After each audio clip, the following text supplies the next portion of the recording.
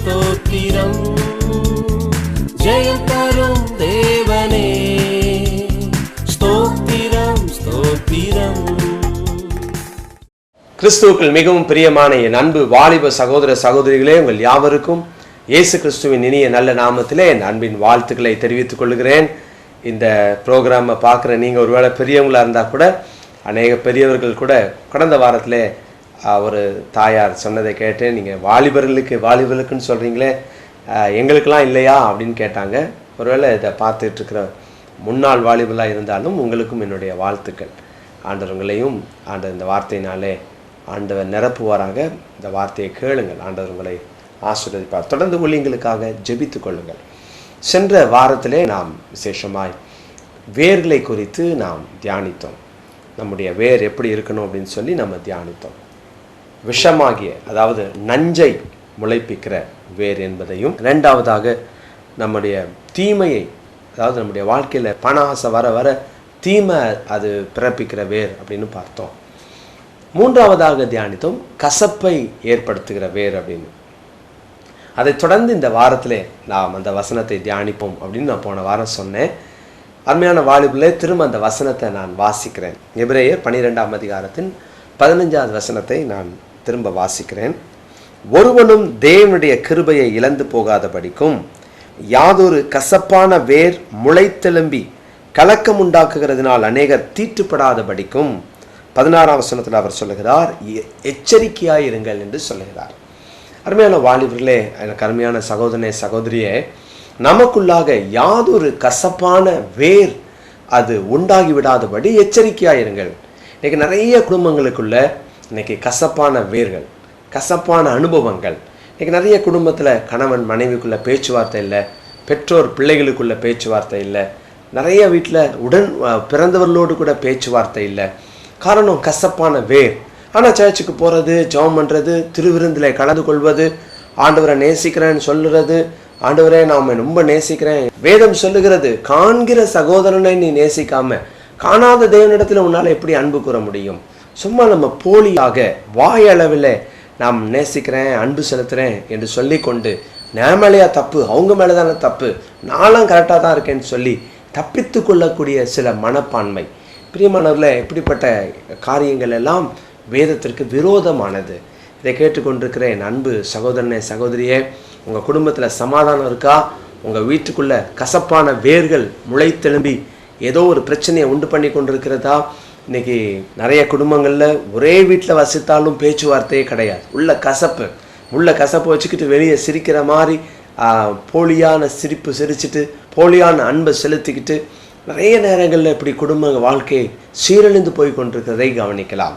இதை கேட்டுக்கிட்டு இருக்கிற வாலிபனே சகோதரனே சகோதரியே, இன்னைக்கு உங்கள் குடும்பத்துக்குள்ள அப்படிப்பட்ட நிலைமை இருக்குமானால், யாரை குறித்து தான் ஒரு கசப்பு உங்களுக்குள்ள வந்து அது உங்களுக்குள்ள அது வேறா மாறி அது வெளியே ஒரு பெரிய மரத்தை போல வளர்ந்துட்டு இருந்தா, இன்னைக்கு அந்த வேரை முதலாவது தீந்து போகும்படி கட்டளை கொடுங்க. அது வேண்டாம், அதை வெட்டி வேரோட பிடுங்கி எறிங்க.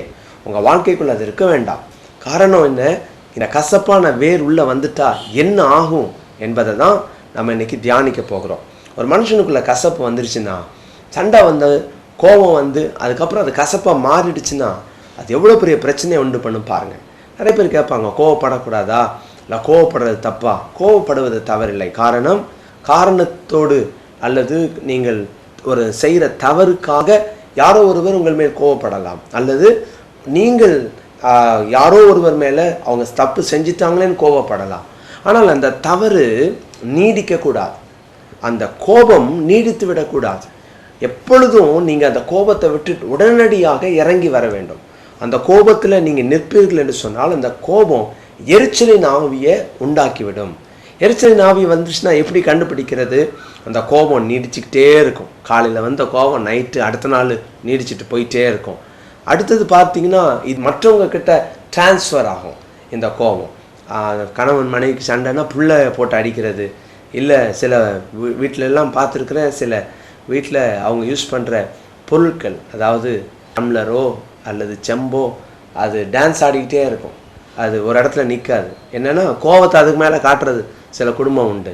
ஒரு நாள் ஒரு தாயார் சொன்னாங்க, என் மகா எதுக்கு எடுத்தாலும் சிடு சிடுன்னு விழுகிறா பிரதர், அன்பே இல்லை, நான் என்ன சொன்னாலும் எதிர்த்து பேசுகிறா, எப்படி நாங்கள் என்ன செய்கிறேன்னு தெரியல, இது வரைக்கும் எங்கள் மேலே அன்பாக தான் இருந்தா, திடீர்னு அப்படி மாறிட்டா.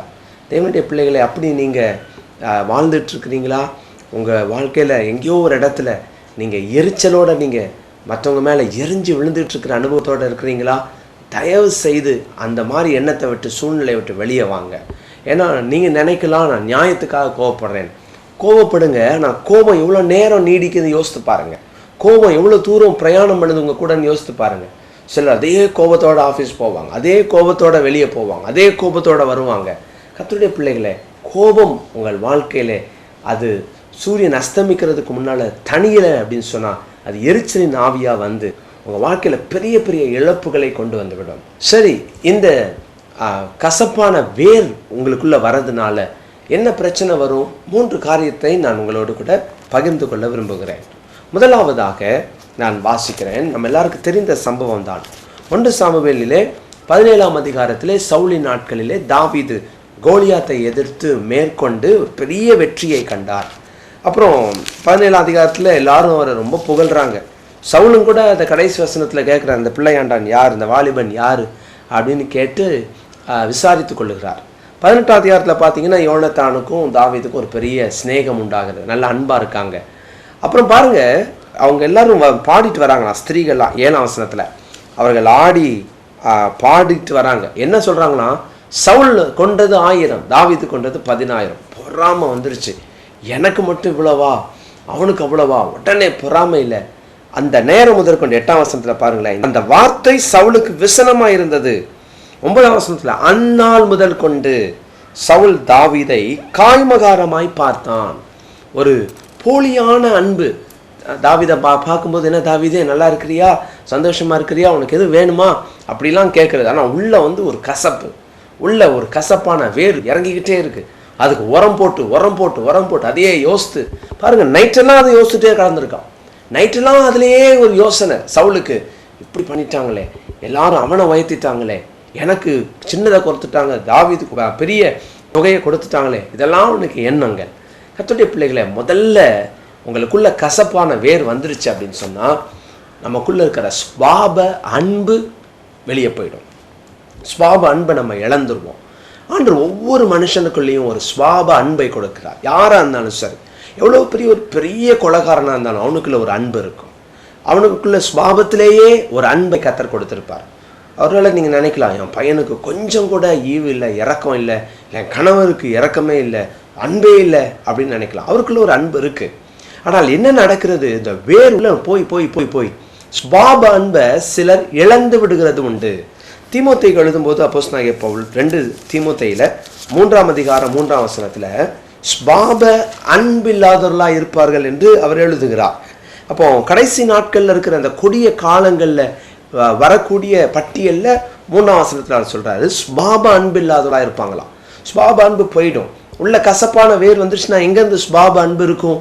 யாரை பார்த்தாலும் எரிஞ்சு விழுறது, வெளியே அன்பாக இருக்கிற மாதிரி ஒரு ஆக்டிங் வேறு. பிரியமானவர்களே, அப்படி ஒரு காரியத்தில் நீங்கள் மாட்டிக்கிட்டு இருக்கிறீங்களா? முதல்ல உங்கள் வேர், அந்த கசப்பான வேர் உங்களை விட்டு வெளியே போக இன்னைக்கு நீங்கள் ஒரு தீர்மானம் எடுங்க. அந்த வேரை பிடுங்கி எறிங்க வெளியே. ஸ்வாப அன்புக்குள்ளே திரும்ப வாங்க. கிறிஸ்துவின் அன்பு நமக்குள்ளே ஊற்றப்படட்டும். ஏசு நம்மளை மன்னிச்சார சொல்லுவாங்க, என்னால் மன்னிக்க முடியாது, என்னால் அவங்களெல்லாம் ஏற்றுக்க முடியாது அப்படிலாம் சொல்லுவாங்க. அப்படி அல்ல. கிறிஸ்து நம்மை மன்னித்தது போல, பவுல் சொல்கிறார், அவர் மன்னித்தது போல நாம் மன்னிப்போம். நாம் மன்னிக்க வேண்டும், மன்னிக்க கடமைப்பட்டிருக்கிறோம். பிரியமானவர்களே, இன்றைக்கி நம்ம வாழ்க்கையில் ஆண்டவரை இன்றைக்கி பிரதிபலிப்போம். முதலாவது ஸ்வாப அன்பை இழந்துருவோம். வேறு கசப்பாக இல்லாமல் பார்த்துக்கோங்க. ரெண்டாவது, கசப்பான வேறுனால நாம் இழக்கக்கூடிய ரெண்டாவது காரியம் என்ன? வேதத்தில் அதே நம்ம 1 சாமுவேல் 18ஆம் அதிகாரத்தில் அந்த 9வது வசனத்தை நான் மறுபடியும் வாசிக்கிறேன் பாருங்கள். அந்நாள் முதற்கொண்டு சவுல் தாவீதை காய்மகாரமாய் பார்த்தான். பாருங்க, அதுக்கு அப்புறம் என்ன நடக்குதுன்னா, அவர் போய் வீட்டில் உறங்கிட்டார்.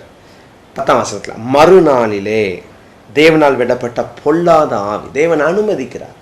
ஏன்னா இவன் நைட்டெல்லாம் அதே எண்ணம். அப்போ பொல்லாத ஆவி அவனுக்குள்ள வந்துருச்சுன்னா பிரச்சனை என்ன ஆகும்னா, கர்த்தர் அவனை விட்டு போயிட்டார்.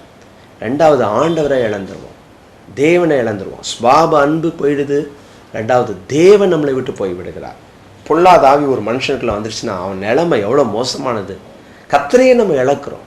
பிரியமான ஆண்டவருடைய பிள்ளைகளை, நீங்கள் ஆண்டவரை இழந்துட்டீங்களா? ஆண்டவர் இல்லாமல் வாழ்கிறீங்களா? ஆண்டவர் இல்லாமல் ஒரு நிமிஷம் கூட வாழ முடியாது. நான் ஒரு அன்பு சகோதரியோடு ஒரு கவுன்சிலிங் கொடுத்துட்டு இருக்கும்போது நான் சொன்னேன், மன்னிக்கணும். அவங்க சொன்னாங்க, என்னால் மன்னிக்க முடியாது. மன்னிக்கலைன்னா நீங்கள் பரலோக ராஜ்யத்துக்குள்ளே போக முடியுமா? இயேசுவை சந்திக்க முடியுமா?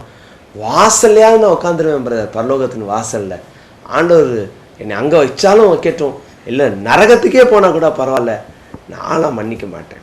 நான் ரொம்ப வருத்தப்பட்டேன். சிலர் அப்படி தான் யோசிச்சுட்டு இருக்கிறாங்க. வாசல் இருக்கும், காவலாளியாக இருப்பேன், நான் போய் காவல் காப்பேன், கதவை திறந்து மூடுவேன். இப்படிலாம் ஒரு போஸ்ட் இருக்கிறதா பைபிளில் எங்கேயும் இல்லை. யாரோ ஒருத்தர் சொன்னாங்க, யாரோ ஒருத்தர் தரிசனம் கண்டேன்னு சொன்னாங்கன்னு சொல்லி நம்பிட்டு இருக்காதீங்க. ஜாக்கிரதை. நீங்கள் கர்த்தருடைய சமூகத்தில் உங்களை பூரணமாய் தேவனை போல இந்த உலகத்தில் நீங்கள் வாழாவிட்டால், கர்த்தருடைய வார்த்தைக்கு ஏற்றாற் போல வாழாவிட்டால் நம்ம கர்த்தரை சந்திக்க முடியாது. யாராக இருந்தாலும் சரி. கர்த்தருடைய பிள்ளைகளை, இந்த வேத வசனத்தில் நாம் பார்க்கிறோம், அவனுக்குள்ள அந்த எரிச்சலின் ஆவி உள்ளே வந்துருச்சு. பாருங்கள், நமக்குள்ள கர்த்தர் இருந்தால் தான் மகிமை. கர்த்தர் இல்லைன்னா எல்லாமே பூச்சியம் தான். தேவனை இழந்துட்டோம். இதனால அந்த கசப்பான வேர். மூன்றாவதாக இன்னொரு வசனத்தை நான் உங்களுக்கு சுட்டி காட்ட விரும்புகிறேன். மூன்றாவதாக 1 சாமுவேல் 18ஆம் அதிகாரத்தில் பார்த்தீங்கன்னு சொன்னால், அந்த சவுல் மேலே தேவனுக்கு ஒரு கோபம் வரதை நம்ம பார்க்கலாம்.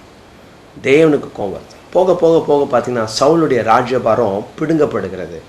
அது தாவீதுக்கு கொடுக்கப்படுகிறது.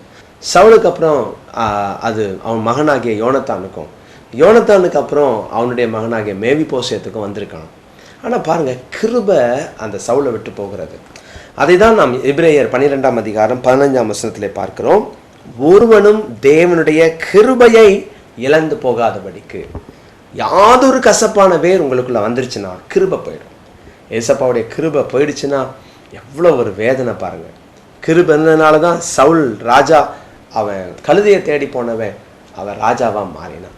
அவன் ராஜாவாக மாறினுடைய அந்த பேக்ரவுண்டை யோசித்து பார்க்கணும். நம்ம ஒவ்வொருவரும் யோசித்து பார்க்கணும். இன்றைக்கி நான் நல்ல பொசிஷனில் இருக்கிறேன், யாரையும் மதிக்க மாட்டேன், நான் யாருக்கும் கவலைப்பட மாட்டேன் அப்படின்னு சில தூக்கி எறிஞ்சு பேசுறது, சில பெருமை கொண்டு நடக்கிறது, இதெல்லாம் நம்ம இப்படி வாழ்ந்துட்டோன்னா உள்ள கசப்பான வேர் போய் போய் போய் ஒரு நாள் கிருபை போயிடும்.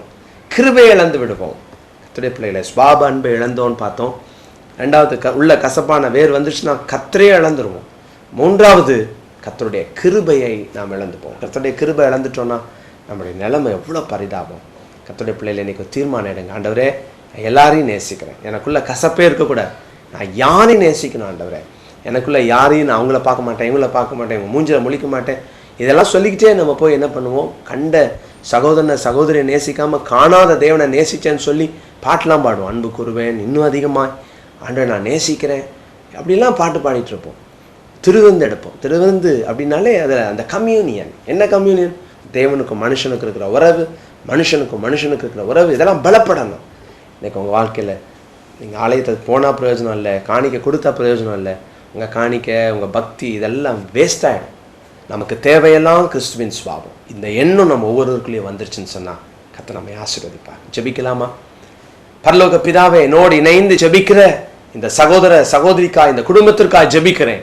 கசப்பான வேரை உண்டு பண்ணுகிற பொல்லாத பிசாசை, எல்லா விரோதங்களையும், எல்லா தடைகளையும், எல்லா விதமான இடையூறுகளையும் உண்டு பண்ணுகிற பிசாசை நான் கடிந்து ஜெபிக்கிறேன். உடைய பிள்ளைகளுக்கு சமாதானத்தை தார். இந்த குடும்பத்திலே தேவ சமாதானம் இறங்கட்டும் அப்பா.